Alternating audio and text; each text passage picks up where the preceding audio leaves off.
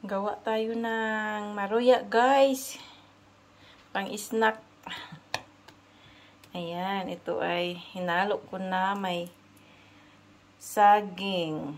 Yan, yung nilagay ko yung nilagyan ko yan ng itlog, gatas, at saka flour. Yan lang. Ayan, lutuin na natin ang maruya. Ayan na, guys. Ayan na ang ating maruya.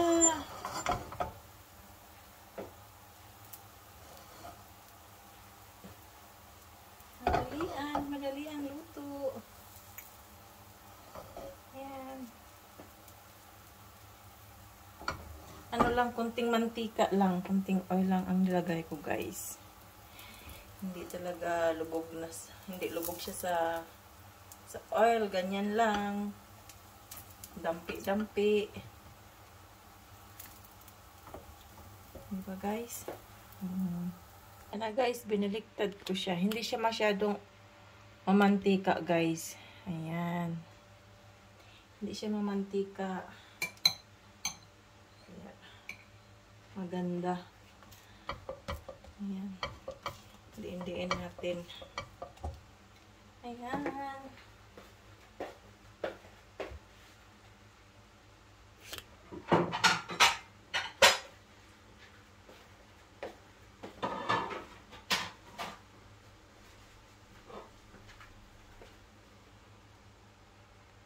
Ayan na, kinuha na natin, guys. Ayan na, oh, masarap ang ating snack. Ayan. Ngayon, maglagay na naman tayo ng mantika. Kunti lang siya. Ito, coconut oil ang nilagay ko, guys. Ganyan lang. Ganyan lang siya kaliit. Ganyan lang siya kadami, kumbaga. Ayan. Para hindi siya mamantika. Diba? Masarap yun. Okay.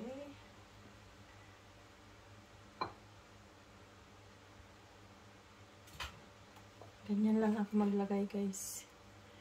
Ganyan. Ayan.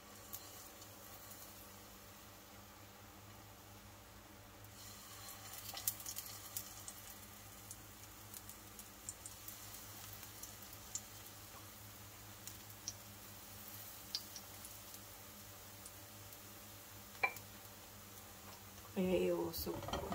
Ayan.